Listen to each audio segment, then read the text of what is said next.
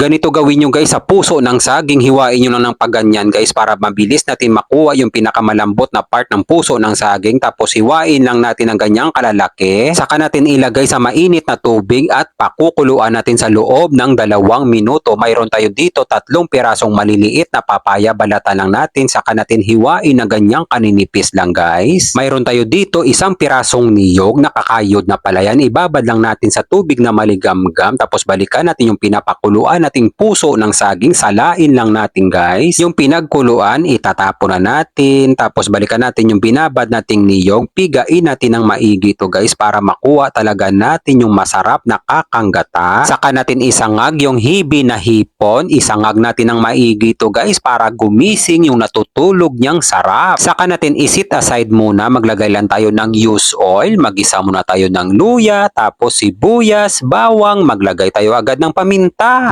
Gisahin natin ng maigi to guys ha, dapat ganyan kasarap na paggisa guys oh. Tapos ilagay na natin yung papaya, maglagay lang tayo ng kaunting patis, gisahin natin sa patis yung ganyang pagkagisa guys oh. Tapos ilagay na natin yung kakanggata, isabay na rin natin dito yung puso ng saging, pangpalasa, chicken powder, seasoning granules, tapos 3 pirasong green na sili. Ilagay na natin yung masarap na hibi na hipon, haluin lang natin, saka natin pakukuluan muna ng 1 kulo. Maraming salamat nga pala sa ating mga followers sa palagi niyong panonood. Ingat po kayo palagi diyan kung saang lugar man kayo. Pag kumulo na yung unang kulo, ipapantay muna natin to guys, saka natin ulit takpan, tapos hinaan natin yung apoy, yung tipong nag-iin-in ka lang ng sinaing, at pakukuluan natin sa loob ng 30 minutes. Maraming salamat nga pala sa ating mga kababayang OFW sa palagi niyong panonood. Ingat po kayo palagi diyan kung saang bansa man kayo. Ito na guys, pagalipas ng 30 minutes, dahil in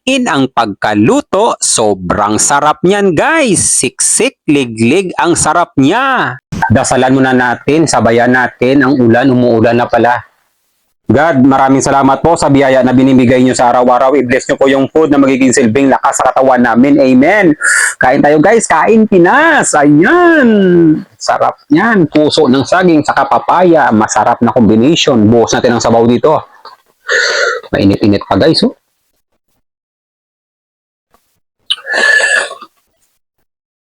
First bite para sa inyong lahat guys.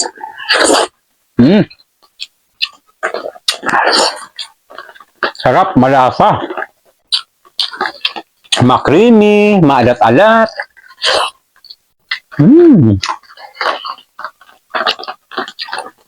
Pero yung pagkamaalat niya guys, sakto lang ha. Masarap kasi sa gata na medyo maalat-alat siya. Para hindi siya nakakaumay. Pag nagluto kayo nito, huwag yung patutuyuan, no?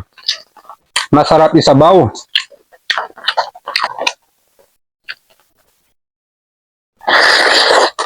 Lasang-lasa mo yung hibi na hipon. Sarap.